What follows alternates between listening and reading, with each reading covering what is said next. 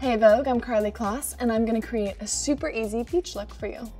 When I go to the beach, I don't wanna have a ton of makeup on, but I wanna have enough that I can take a cute selfie. Also, side note, I'm straight off a red eye, and this is as fresh and raw and just real as it gets. I'm generous with some nice thick cream, and especially when I'm not gonna wear a ton of foundation. Start here and drain the lymph nodes and go from your nose, under your cheekbones, under the jawline. And then I always use my ring fingers and kind of pat under the eyes. And these are your weakest fingers, apparently, I guess is the idea behind that. So you're kind of just naturally more gentle when applying.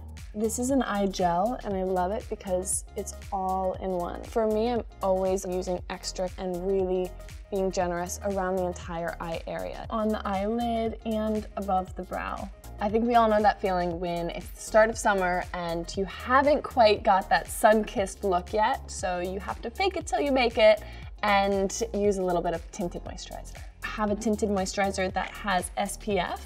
I like to use like a beauty blender like this and really just kind of take it everywhere.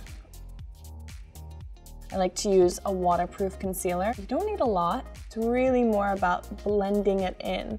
I always get redness around the corners of my eyes, so I always try and make sure I cover this area, under the eye, around the nose, and on those lovely little spots of acne. Every woman knows what I'm talking about. Pat McGrath is the master of all things makeup, and she taught me your brow shape should be similar, but they shouldn't be identical. That's just naturally the way we all are. So I'm lightly feathering the brow and kind of finding the shape. I like a strong kind of start to the brow and then fill in any holes or gaps and then extend the length a little bit. I love to use a waterproof mascara. You can do black or brown for kind of a more natural look. I like to kind of just put a little bit of product underneath and smudge it so it almost just defines the shape. Final thing for the skin, a little bit of bronzer just to kind of give that sun-kissed look. Dab just a little bit off to make sure there's not too much, because when you apply it onto your cheek, there's nothing worse than having like a giant streak of like brown bronzer. I like to always kind of do temples, cheekbones, and then also you can do a little under the jawline. I get creative with using one product for multiple things. So I love to use a lipstick for a cream blush.